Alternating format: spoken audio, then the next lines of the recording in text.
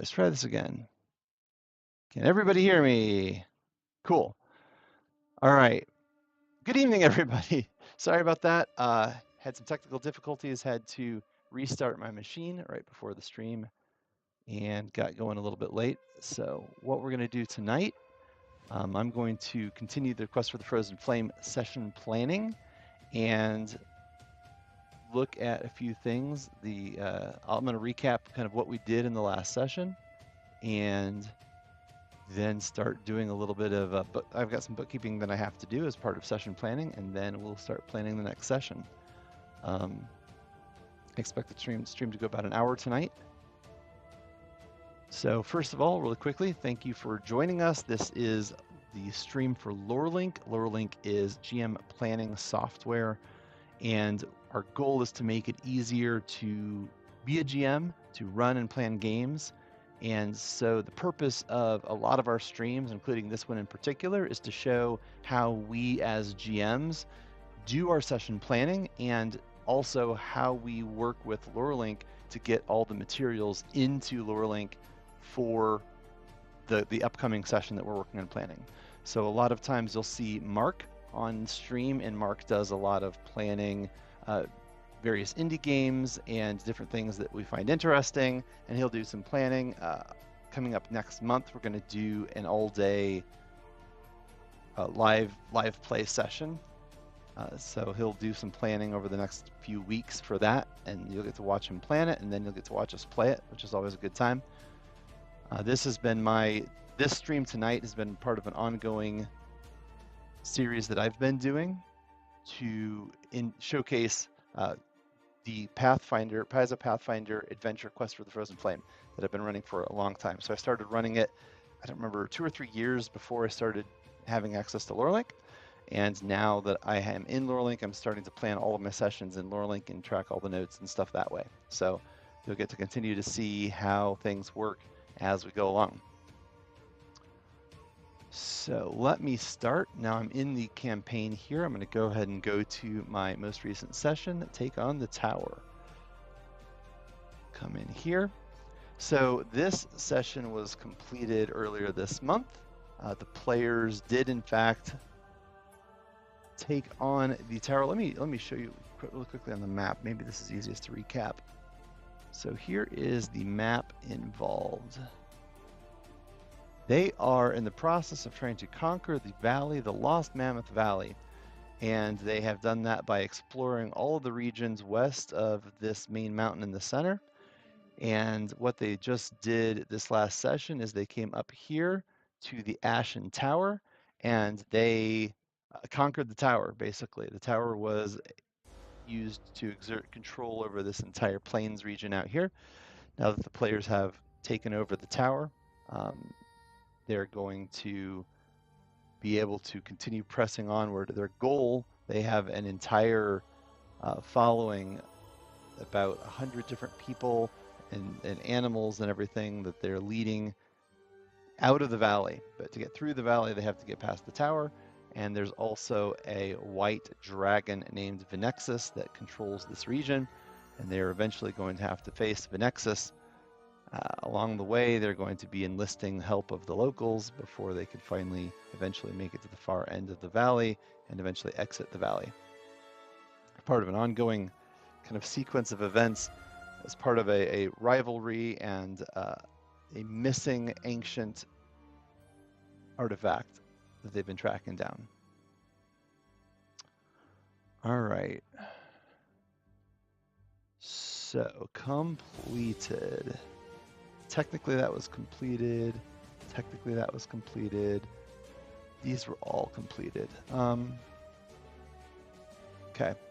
So just because they completed them doesn't mean that the players themselves encountered them. So one of the things that they did to prep for this session is they enlisted the help of some tatzelworms, and they enlisted the help of a contingent of ex-crusaders that had followed a handful of demons into this area and had been slowly trying to eradicate them. In the meanwhile, they'd found some other challenges that took up their time as they tried to kind of subdue the region and purge the evil from the region.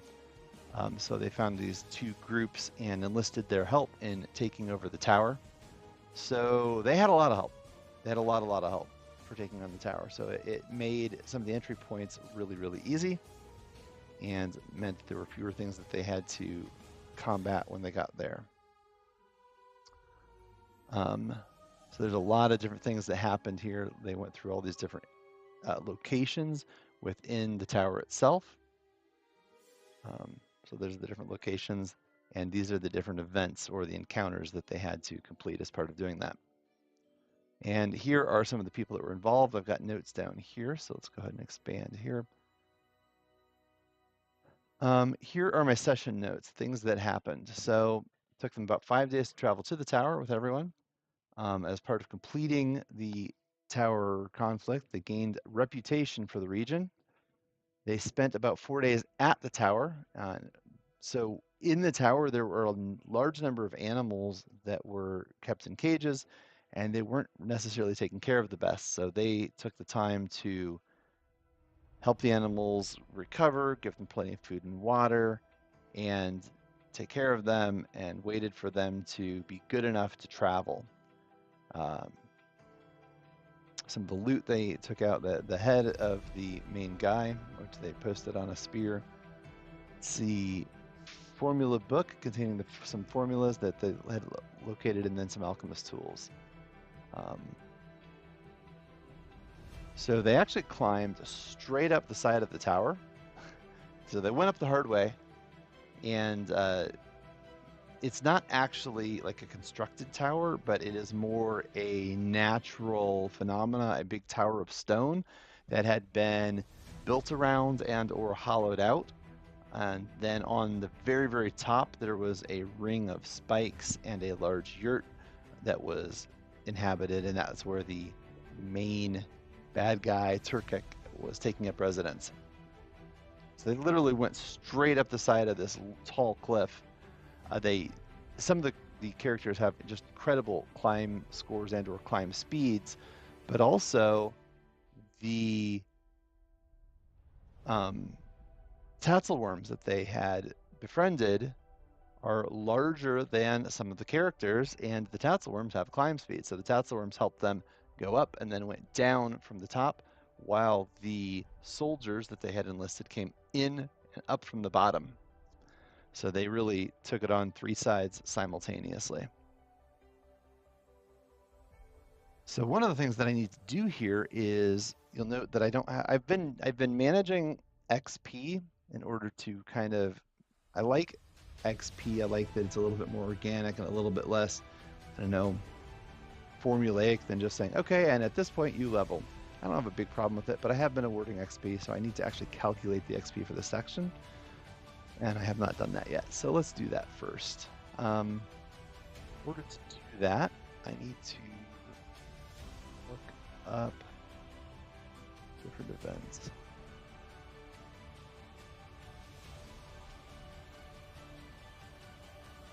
Location. All right. Creature 5. So that is, pull up the XP chart. I'm using the Archives of Nethys experience chart. Maybe, except that I seem to be having problems searching.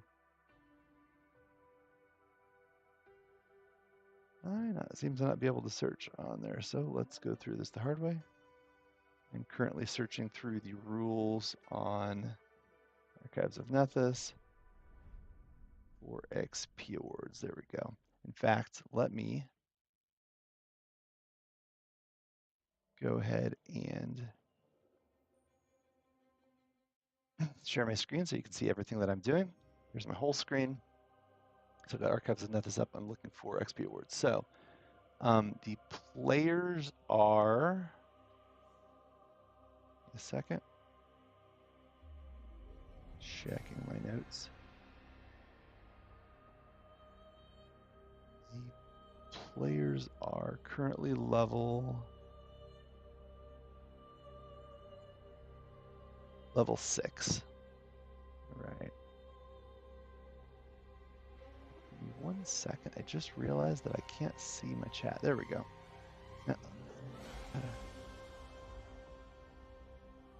Now all I can see in my head is a scene of yeah, Batman and Robin are climbing a building. Yeah, exactly. Something along those lines. Okay. I've got my chats open now.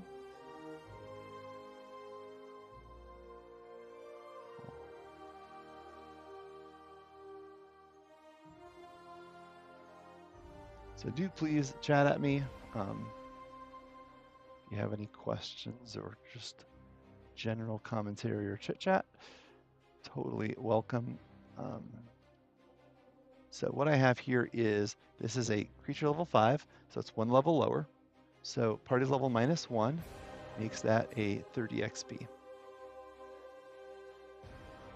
Okay, so we're going to come back here. I'm going to go ahead and close this for now. Come back in here. I'm going to edit my notes. So this is 30 XP for the Returkek and then the 2 Necromancers.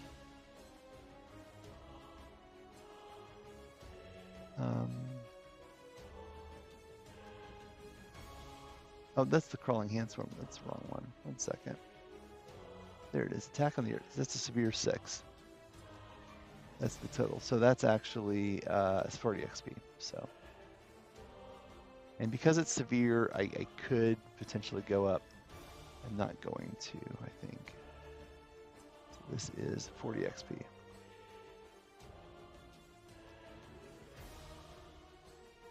Moved the lock and saved Nukiak.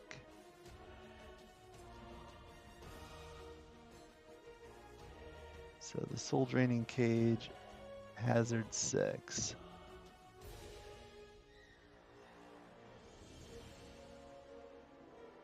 That is a Wicked Hazard. We're going to call that a 40. Even though they did take some damage, they did get past it without killing Nukiak, so that's important. Okay. I'm not going to give them full experience for the entry cave because they didn't go in there themselves. Nor for the attack on the pinnacle. So the way the attack of the pinnacle worked is basically there were archers down below that picked off the zombie brutes up there while they were in the process of getting up to the top.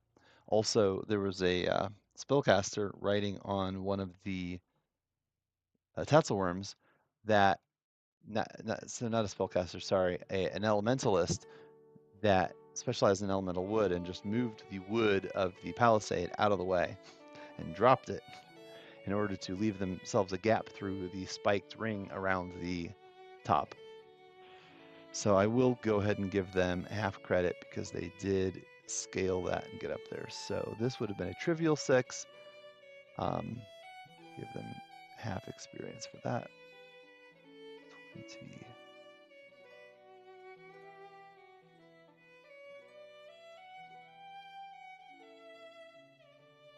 Okay.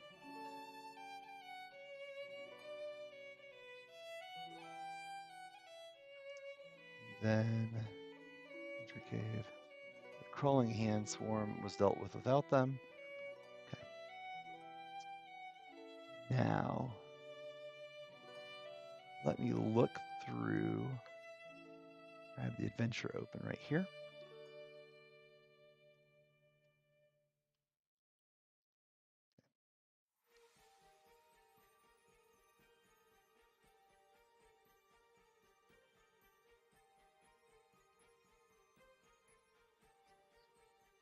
There we go, Nukiak. See if there's any XP bonus built in here. Sometimes they do. They got the reputation. She's going to be added to the following, which means that their group becomes stronger.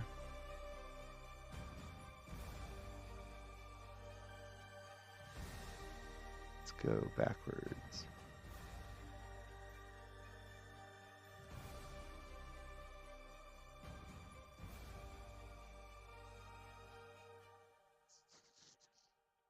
So there should be a 6th level, which is where they are, which is good. Yeah, so there's no XP bonuses there, not a problem.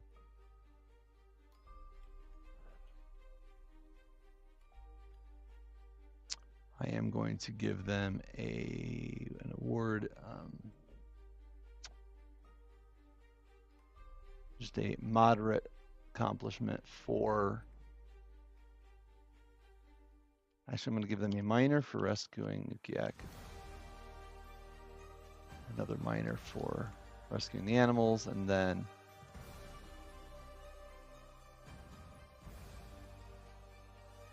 a moderate XP award for subduing the tower in total.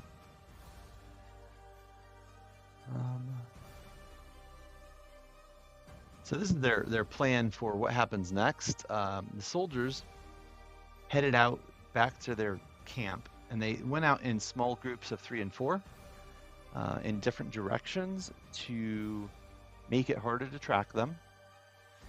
They spent 2 days crossing the plains in various directions before hitting the trees and then working their way back around. I can show you the map again to make that make more sense.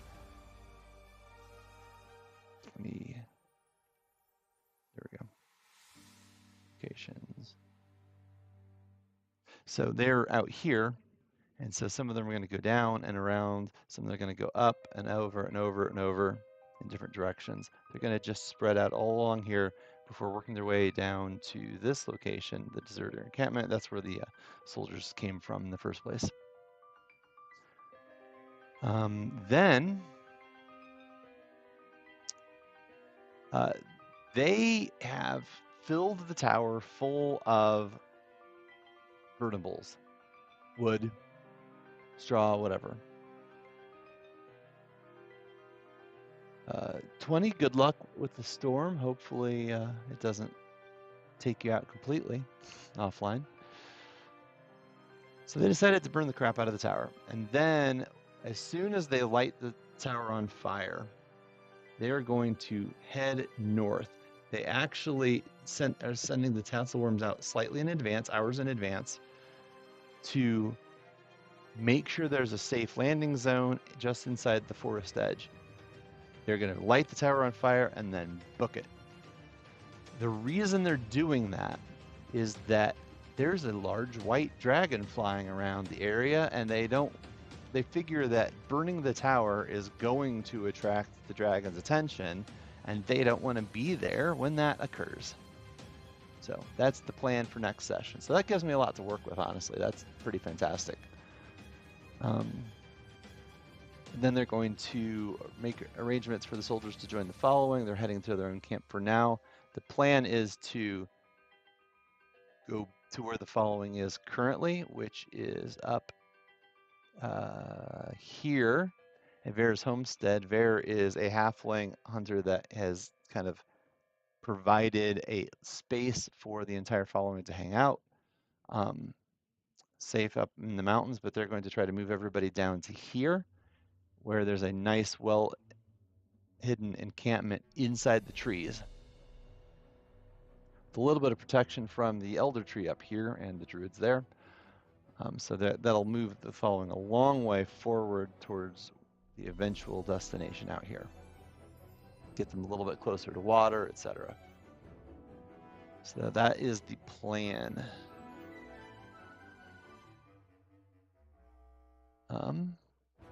So now that I have all of these things here, let's look at the previous sessions. That was session 22. Session 21 should have in it. They're at 360 XP. So total here is 40, 50, 60, 100, 150. So 360 plus 150 is 510, unless I missed my math.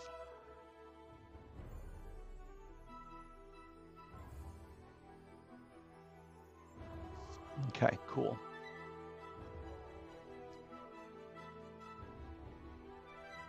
So that is the plan. I just needed to do that, so now we know what's going on there. Now I need to start planning the next session. So Let's see what we got here. I'm going to go ahead and come into sessions. I'm going to switch you back to the view to focus on Lorelink so we don't have all the other distractions on the screen. Maybe it makes it a little bit easier to see as well. And then we're going to create session 23. Go into edit mode now.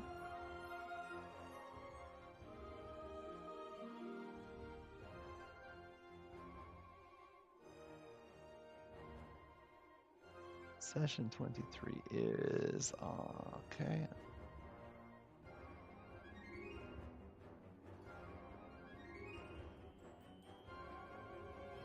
I'm going to burn the tower and move the following. At least that is the plan currently.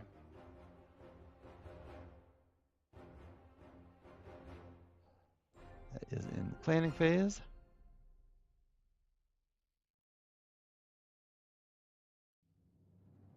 I'm going to come to this one and call it completed.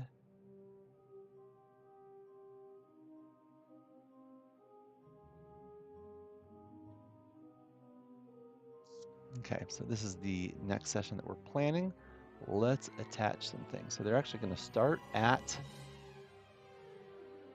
the tower. No, that's the wrong thing to do. There it is, B32. That's what I'm looking for.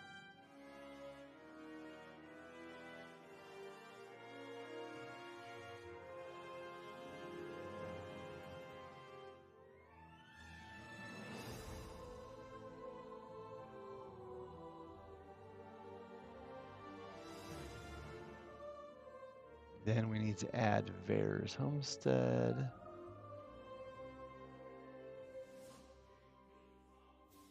And the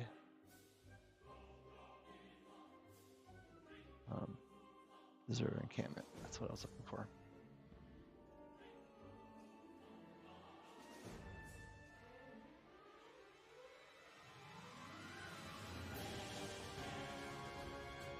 Okay. So I know they're going to those places, right? Because they're starting at the Ashen Tower, and they have all agreed they're going to go to the homestead, meet up with their following, and then eventually meet up back at the Deserter encampment. So we know they're going to do those things. Really quickly, let's take a peek at locations here. I think that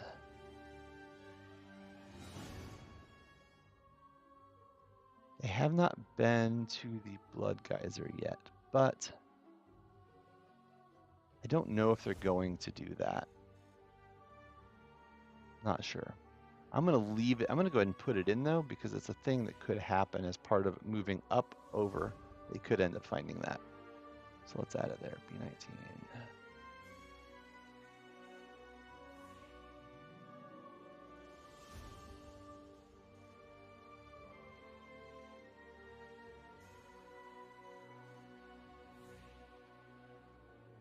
And then I seriously doubt that we're going to get beyond any of those things, but there's certainly a chance. So what we're going to do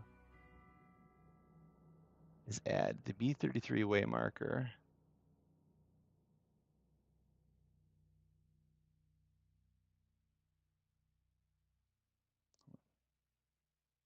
And then we're going to go ahead and create location B34, which it looks like it doesn't exist. Let's double check that. Correct. Okay, B34 does not exist. So we are going to create that new location.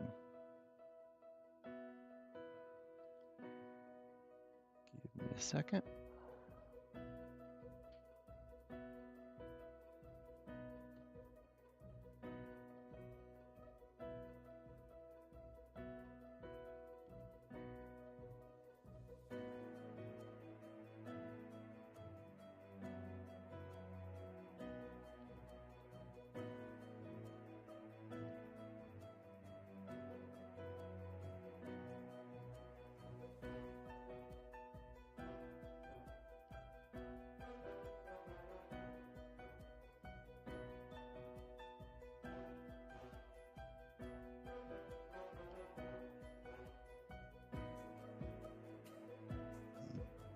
location is actually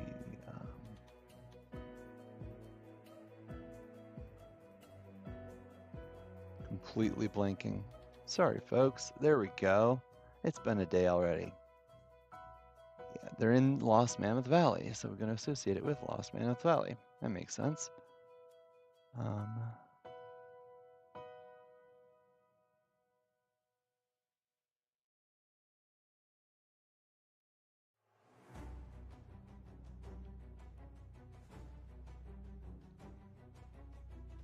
Create that.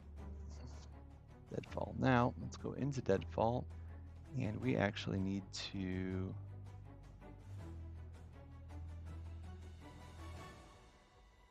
we're going to create an event.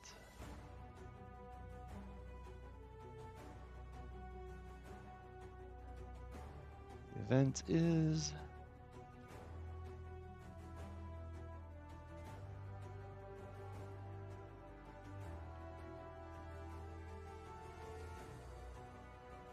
Rhinos at Deadfall.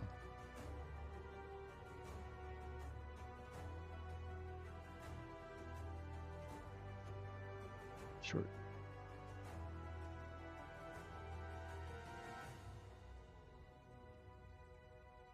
That's not how I wanted that to go.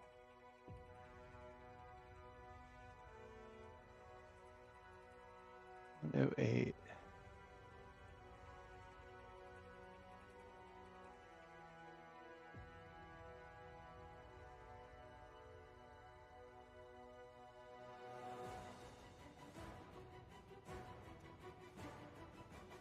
Sure, like that. Now, in case you're wondering why there's a character limit for short description, it's because short description is supposed to be there to help you more easily identify things beyond just the name. And so there's a kind of a practical UI limit to how much text can be there. So it's not like we couldn't make that as long as possible. It's just that wouldn't be very helpful at that point in time. So we've opted for a fairly short description because it's there to provide just more context than just the name without trying to be a novella within the user interface. There's always a description for everything that you need at that point in time.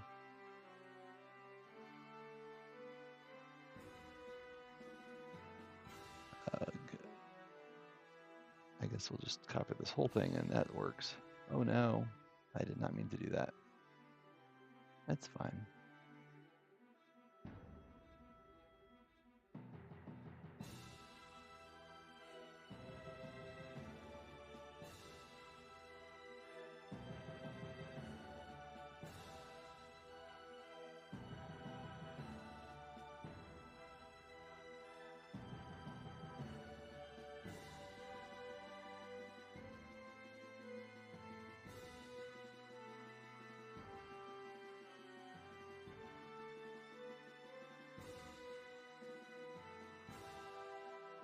There we go.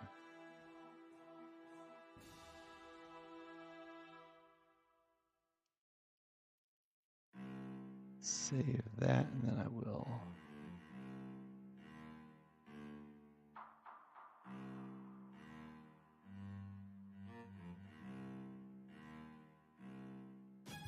Let's add Deadfall.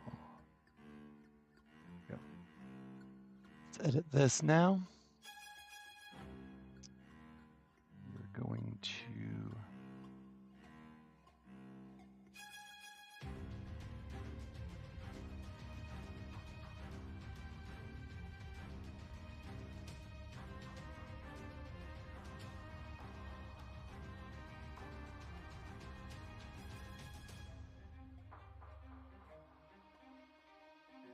go. Forward.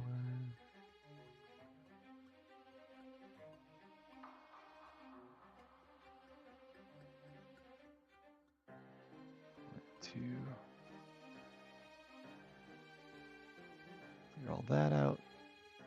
Save that update. Now let's go ahead and associate. I don't know if I have zombie brutes in here. Let's find out. There, I have zombie brutes in there. Tertiary. Actually, I needed to do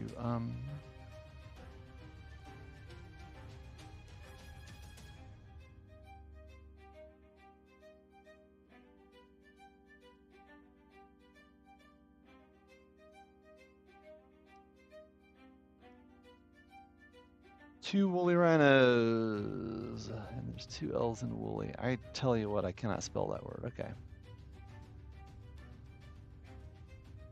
And then I've got the zombie brute. I don't know that I have rhinos.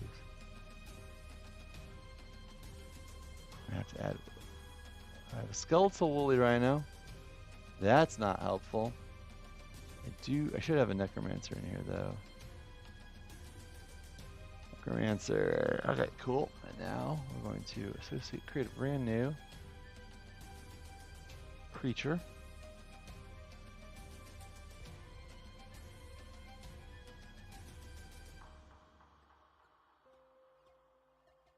Rhinoceros, Pathfinder bestiary. All right, let's look that up. Hey, search is working on Archives of Nethys again. Excellent.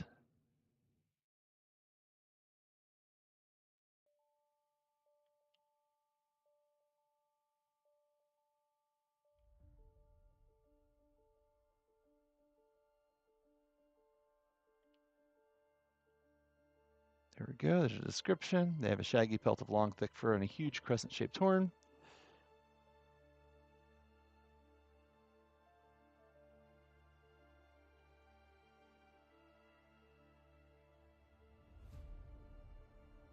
And then we're going to, they have perception.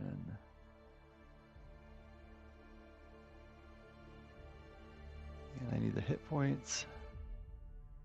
Generally want, yeah, I want these things. Go.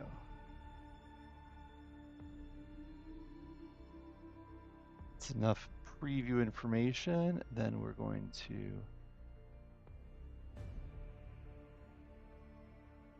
link that to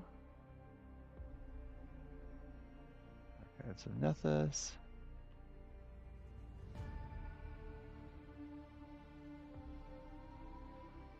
And let's go ahead and save the woolly rhino. Boom. Now this game object is good. Now we need to create a trigger. The trigger is the location.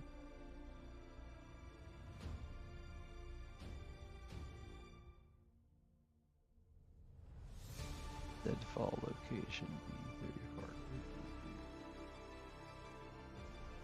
Trigger. There we go. Now add the deadfall location, and associated with it is Rhino's Deadfall event, which is our encounter, which has the 3 creatures that they're going to run into.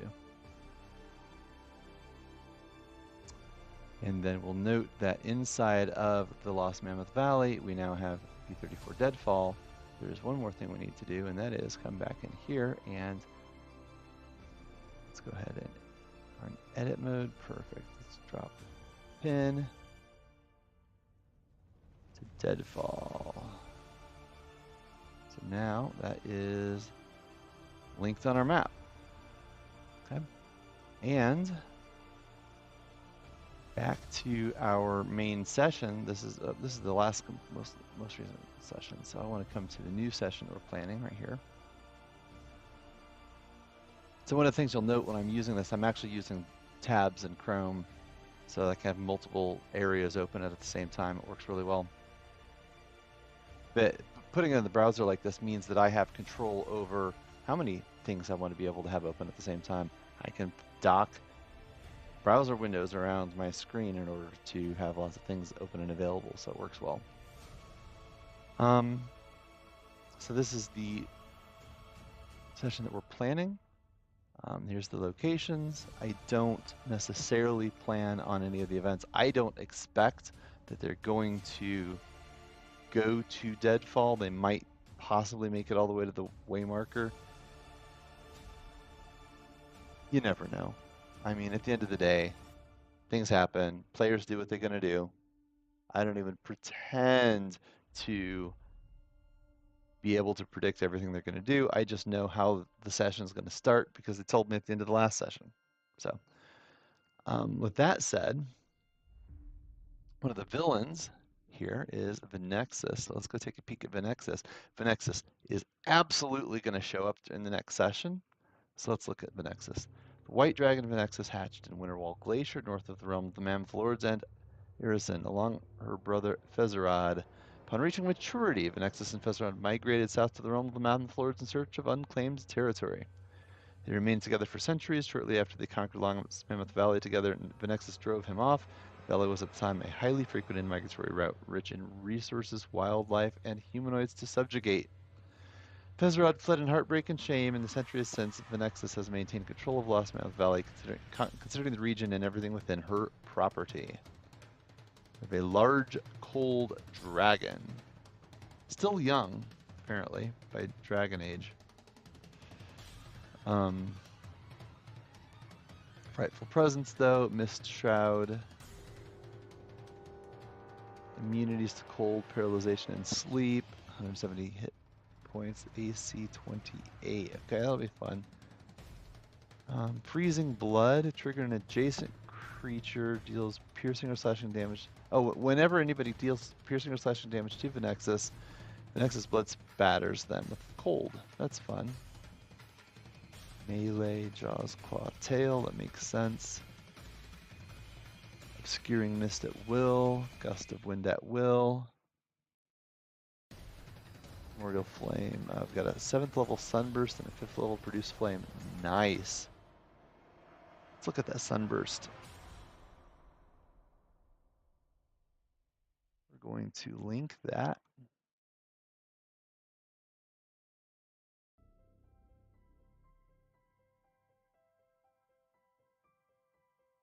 Where am I?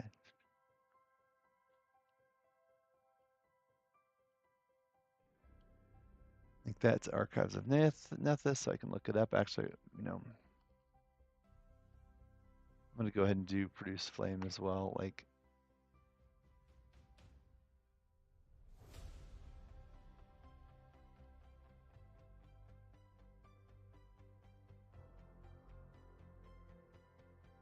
oh, interesting. Produce Flame, I think, is the old name. I think they changed the name of it.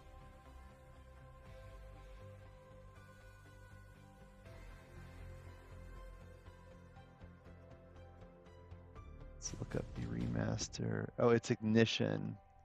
Okay. Is the new name. So we're going to go ahead and change the name here. So we're generally doing remaster. All the tools, including Archives and Nethys, are slowly moving to it as they're able to update material. So what we're going to do is change the name here. Ignition. Link it.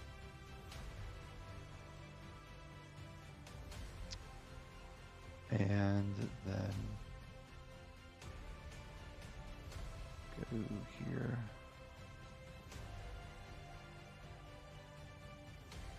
Obscuring Mist is just mist. That's fine. That is why we're doing this now as opposed to at the table where it's easier to get flustered and not know what we're looking up. There we go.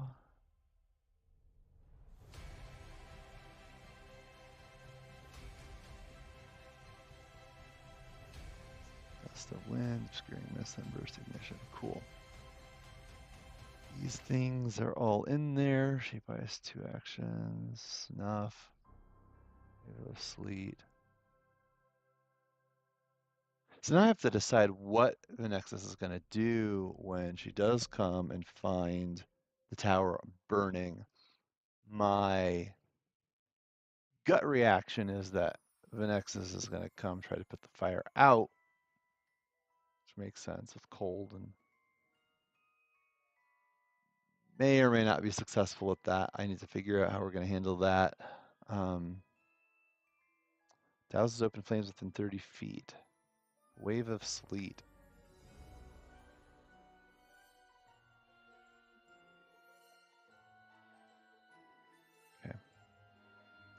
That'll be fun.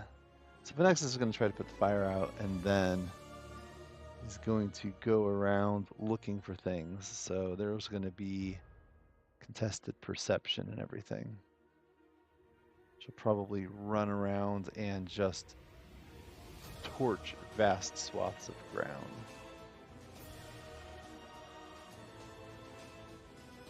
Okay.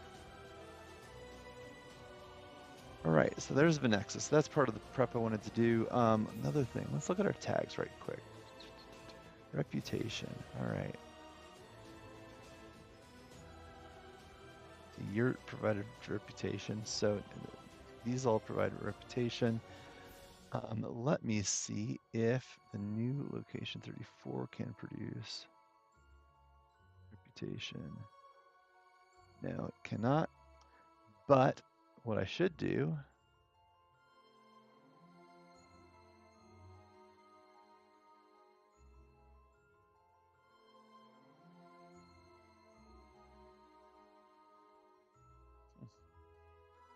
interesting.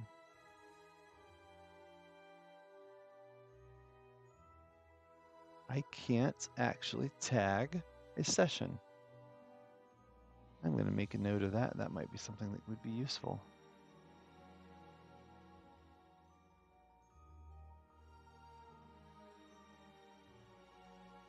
The reason I'm interested in being able to tag a session in this case is that I would like to keep track of which sessions resulted in an award of reputation so that it's easier for me to go back and look at or recalculate reputation later.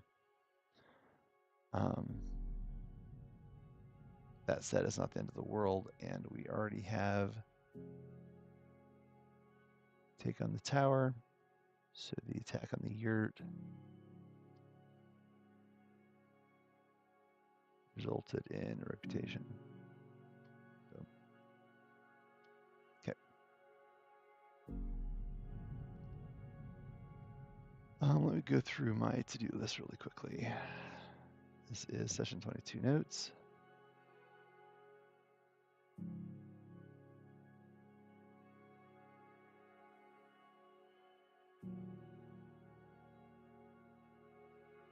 Okay. So I need to do this. I'm going to move these notes here. Session 23. Let's add this to the description.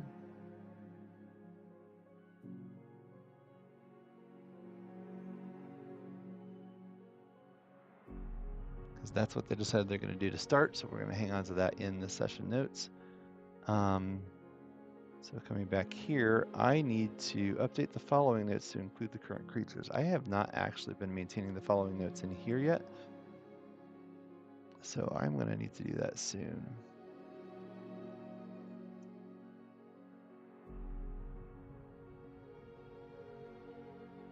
I think that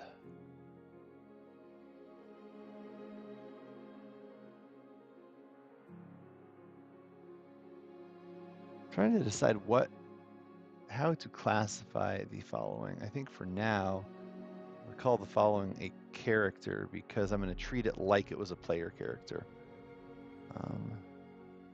Edit, create a new character.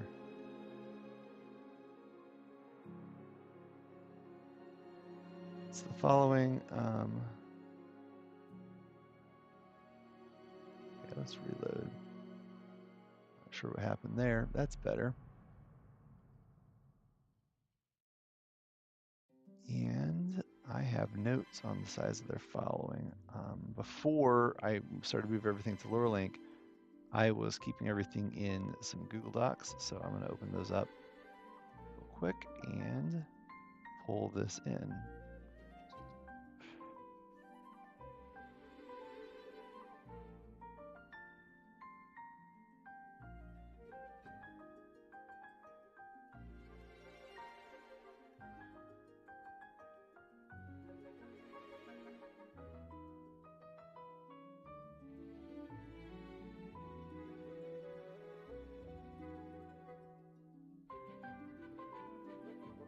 Go ahead and share these with you.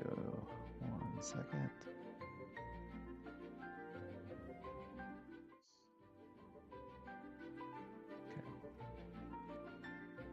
So I had put together a couple things. First of all, character creation notes. This is kind of my own player guide for the players. It has information on character creation, info about alignments, some options, some religions and ancestries and things, what languages would make sense. Because it doesn't, like, the players could do whatever they want, but I wanted to make sure that if they picked a language, they would have at least some opportunity of using the language, right? It's no fun to build a character that never gets to use their skills. So one of the things I did is I looked through the books and put a list of languages together to make sure that eventually, at least, those languages get used. Came up with some backgrounds that I thought would be interesting for the campaign, made a list of those, some skill feats, some custom skill feats as they become available, some archetypes. They have a free archetype system, so we're using that. I have some archetypes they can pull in, some custom equipment that's come up, put a dictionary together, so as they're kind of learning the area, they get some info there. The seasons, the calendar, the different terrains. This is important because let's say they're going to be a ranger, they might need to know what terrains to specialize in, right? Broken tusks. And then see, these are some of the characters that they're going to run into, okay?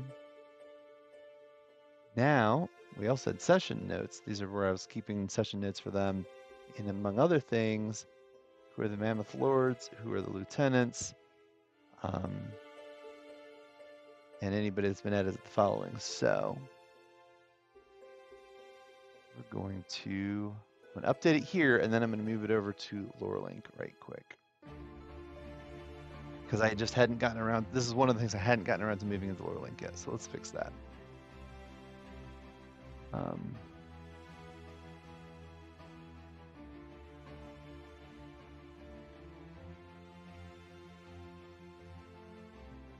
I have the porcupines in there. I have the cockatrice in there. I have the direwolf.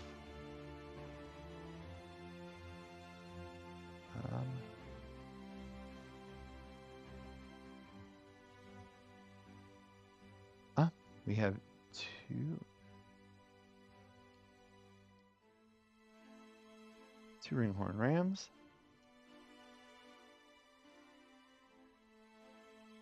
Added 2 ravens. Okay, so I'm there.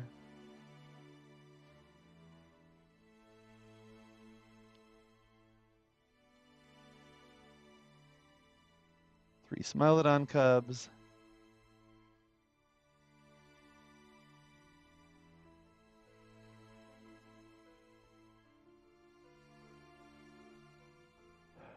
We've added Denny to Danu. Kohak. These are named characters, named NPCs. Joined. Oh, 16 wolves, okay.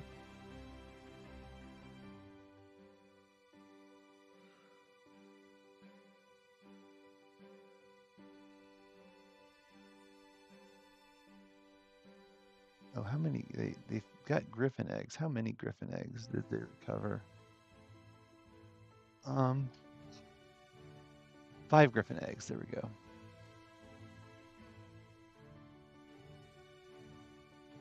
Which will eventually hatch into griffins, so that'll be cool.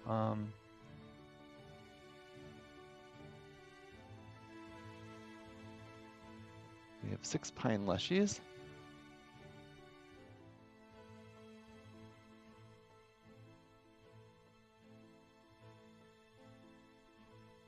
And so the soldiers will be joining the following as well. So that'll be for after this. That I mark that down. So I'm gonna go ahead and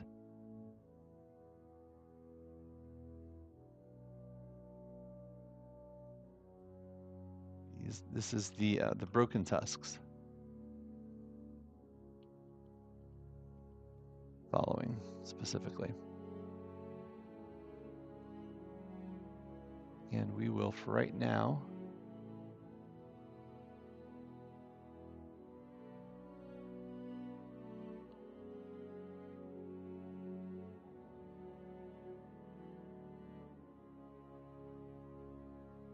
we have lieutenants.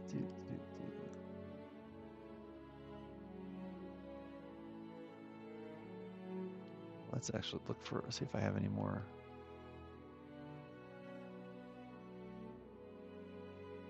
Looked it on, Uraka. I think I have more.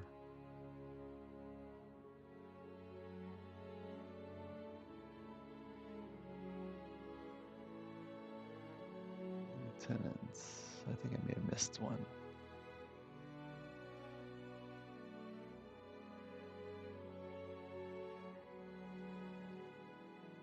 Ah, right.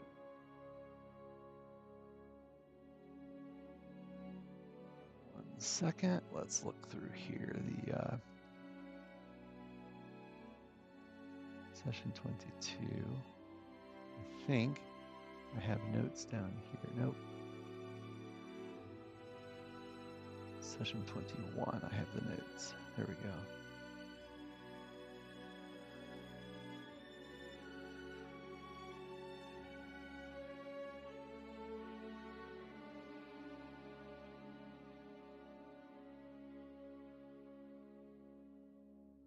Yeah, the Smilodon's cubs are super cool.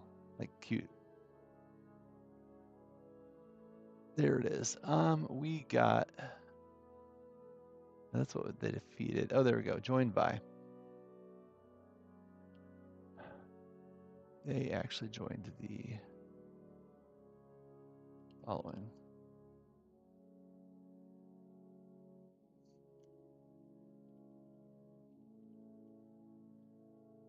And these two Tatzelworms.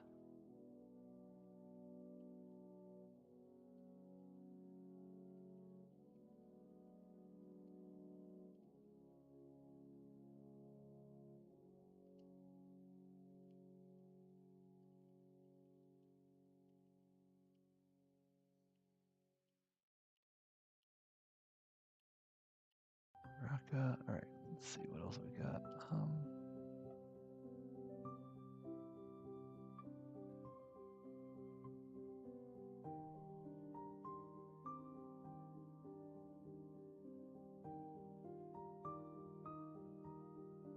Okay, so that should be it for now.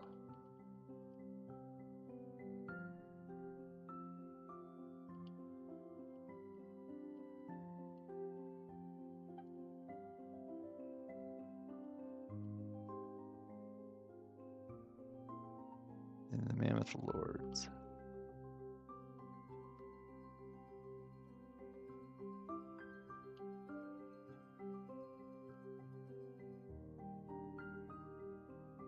Technically.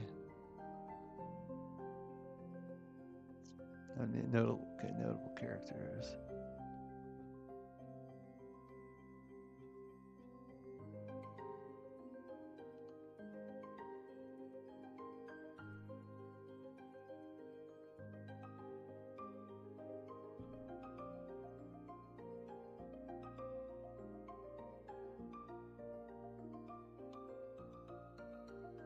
Nocta, Murthig.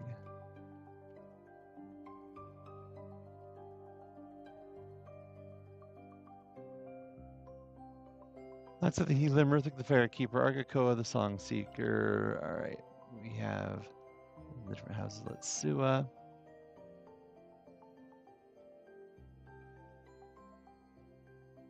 And we have Argakoa. Okay. Argakoa, Letsua, Murthig, Nocta.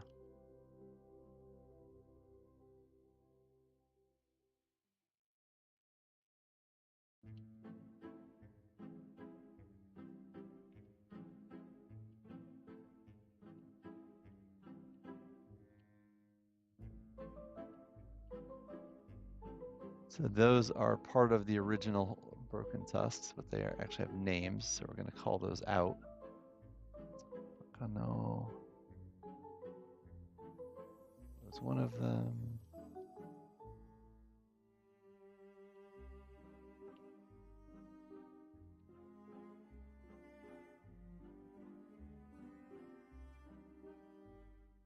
And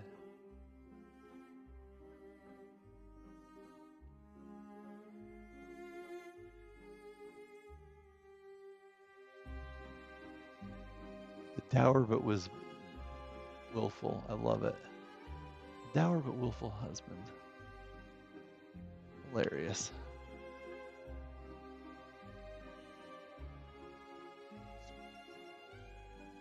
There we go. So that is the following currently. So we're going to switch to view mode really quickly, make this a little bit easier. Type in BC. That's the size of the following currently, and they're about to add a bunch of people to it, like 30. So not small. Keeps getting bigger. Not adding any lords, but they do have a bunch of lieutenants in addition to the party. So not bad.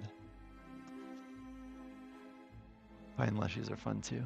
Session notes. Why do I have session notes? How did that get in there?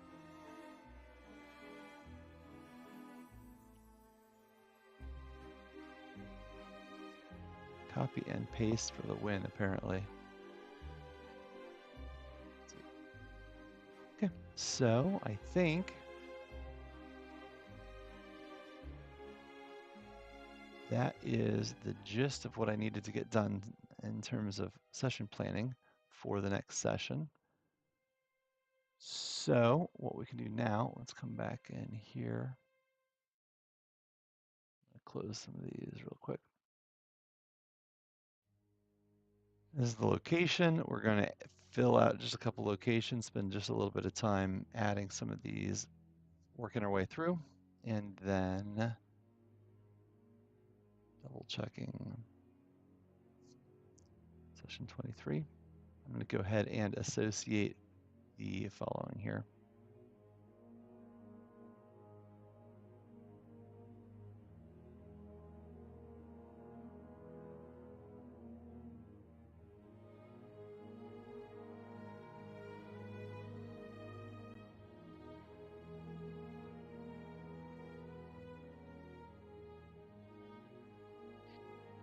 There we go. Come on. Eventually there. Nope, nope, nope. That's weird. Oh, shit.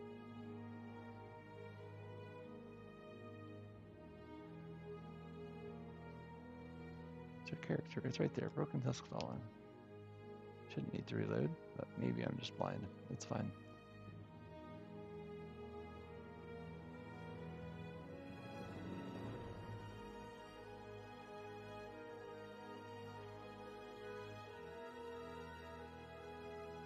There they go. Broken Tusk Fallen.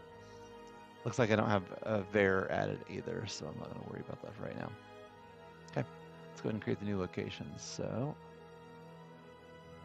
going to go ahead and switch you back to focusing in on Laurel Link, and I'm going to, I'm in Lost Mammoth Valley, so I'm just going to be adding things into here.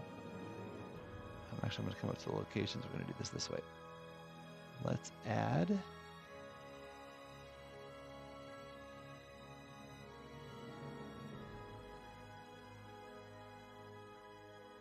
Map is the easiest way to see what's not created yet. So we're going to do B35.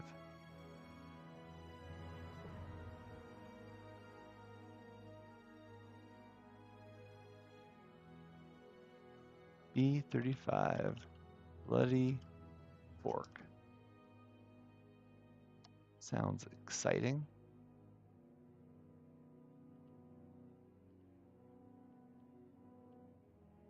Damp and soggy.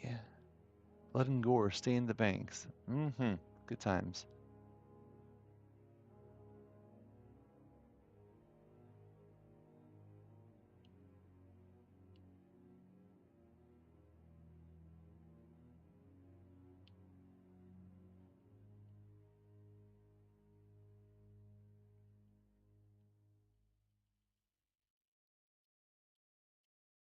There's what they find. I'm not going to bother creating an encounter for this because they're either having the encounter there or not. I don't need to track the encounter separately. I don't feel like. I'm going to save this.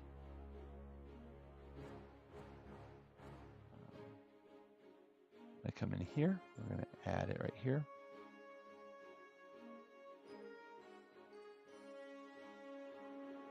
Now inside of the Bloody Fork, we're going to add Moose.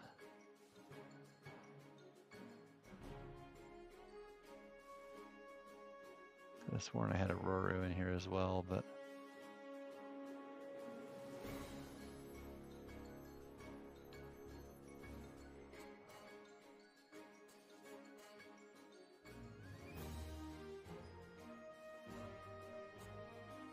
do I have a moose? I do not have a moose, nor do I have a Roro. Okay, that's fine. Create a new object, new creature. Moose.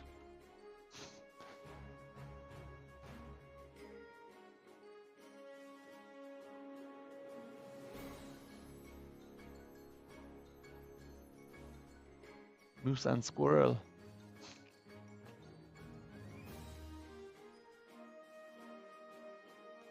Looks like we've got an ad break going, so I'm going to hang on just a second. Glad you got the moose and squirrel reference.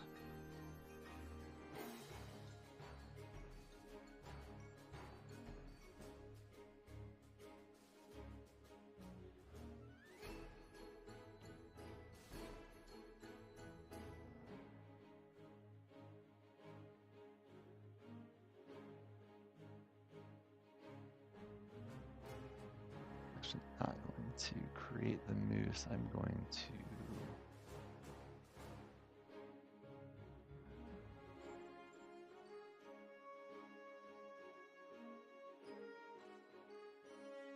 do this. Just going to link it. I'm going to do the same thing with the Roro.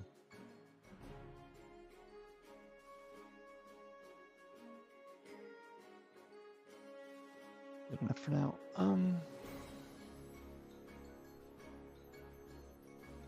Bloody fork.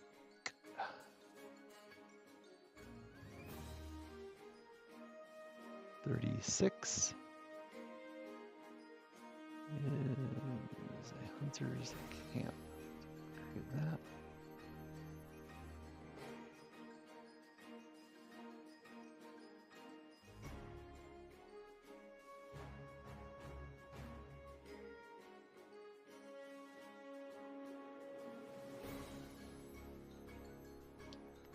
Really important to call that out.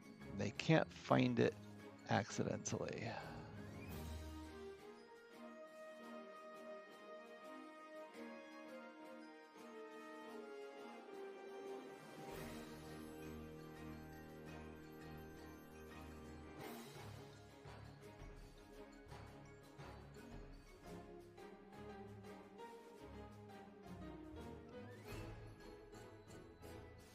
Okay, I need to look something up. See the leadership sidebar on page 3.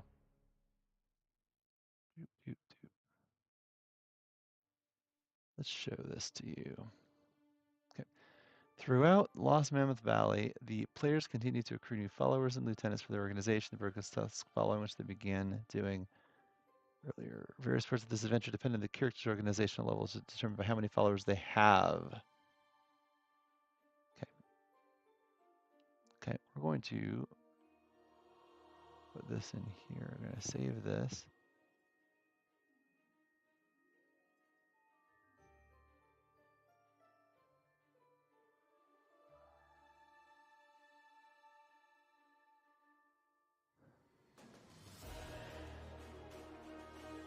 Maybe 36.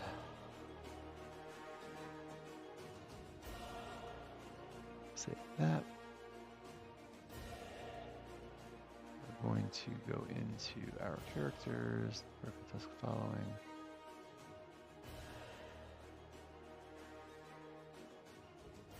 We are going to add some notes here about this.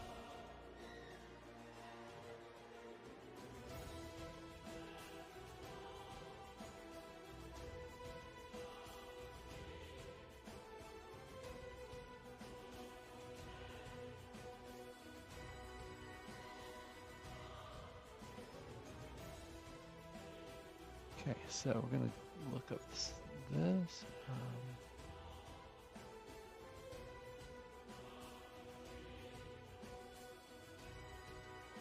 You can only see a portion of the pop-up on the right. Oh, interesting. Okay. Got it. Thank you for letting me know that.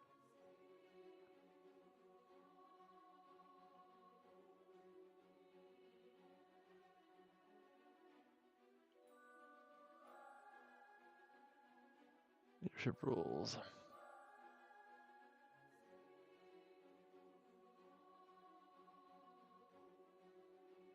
There we go.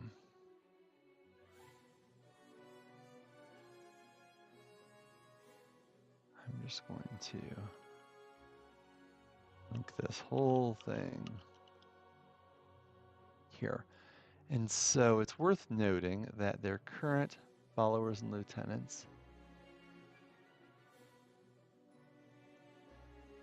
all right.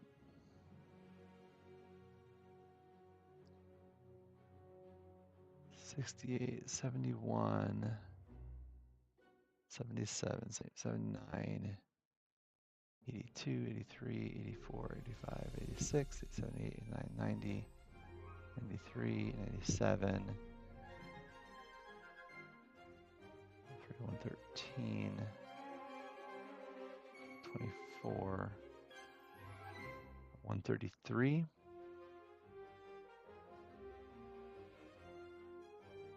They are currently 133. They need at least 11 lieutenants, so they're a little short there. Well,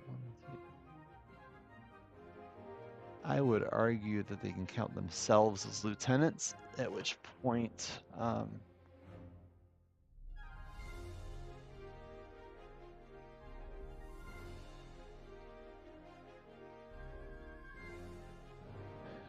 they're actually in good shape. So they are fully level 12.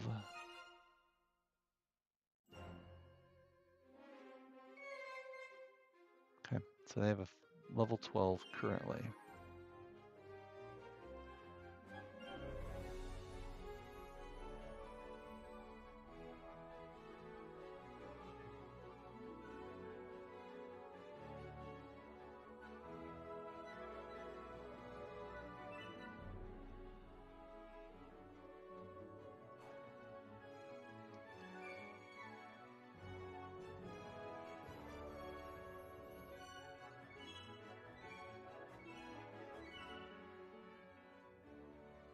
Go. See leadership, so they're level 12.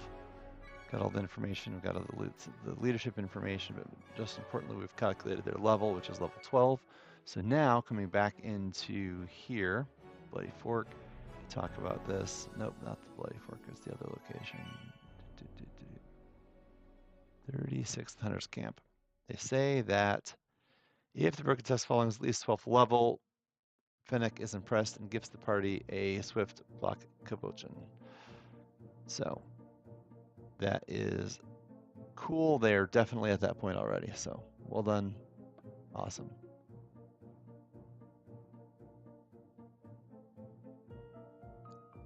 Cool. Let's come back. Let's adjust my window a little bit more. There we go. Got feedback. Now you should be able to, when I click, hey, you should be able to see stuff now. Now you can see the whole sidebar. Thanks for the feedback in chat. Appreciate it.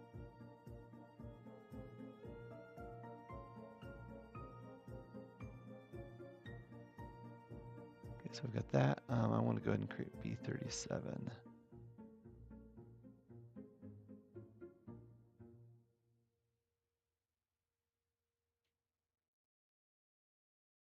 Wait, I had reputation. 1 second. B35. Does B35 need reputation?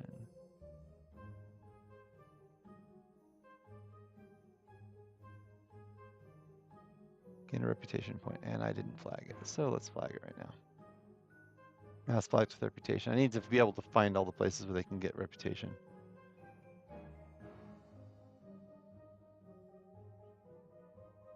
Okay. Send B37.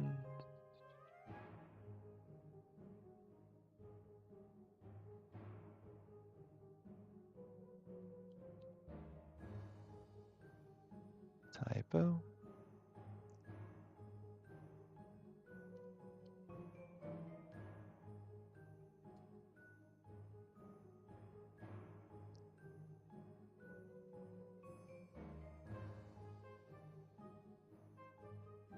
Scrolling through the PDF to find B37. 1 moment. bear with me. And this is exactly, by the way, why I like moving everything into Link, because I spend so much time, and you see it on the stream, it's borderline painful how much time I have to spend scrolling around up and down, finding the different areas. Like I'd scroll up to page 3 to find the leadership information, then I got to scroll back down to page, where we went, 41 to find this location name. And so it gets bad sometimes. I would much rather do this during prep than in the middle of a game. I really don't like doing all that, like scrolling around and looking for things in the middle of the game. I like to be able to just click around and do things as quickly as possible. So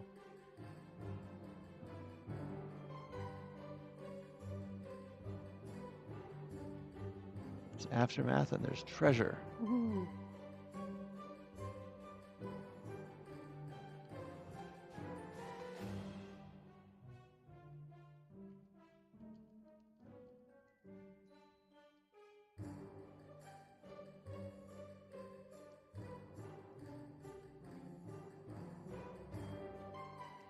Giant animated statue. Let's go ahead and link that. Sure enough, there it is.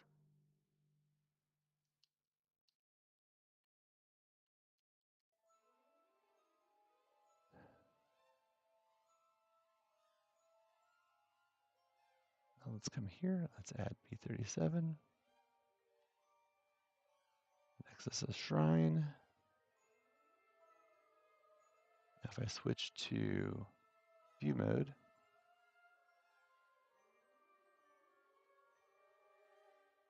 I can click on it and it takes me right there for Nexus's Shrine. Massive ivory statue of an Nexus clutching a burning lamp towers over surrounding fields.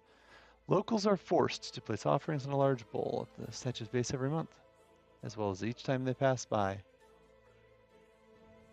If they remove an offering or leave without making an offering, the statue will attack.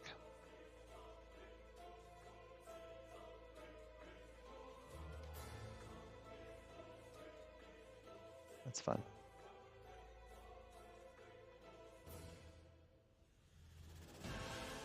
A lot of treasure there, though, so we'll see if they do it or not. They might just want to destroy the statue on principle.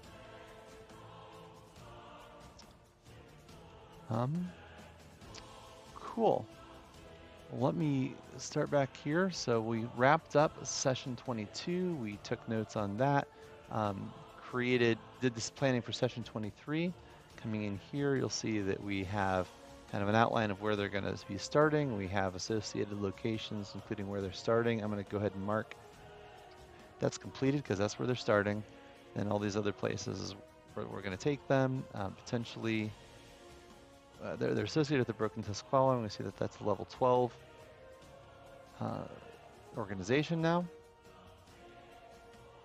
And so we've created that organization. We have caught up on the XP calculation from the previous session.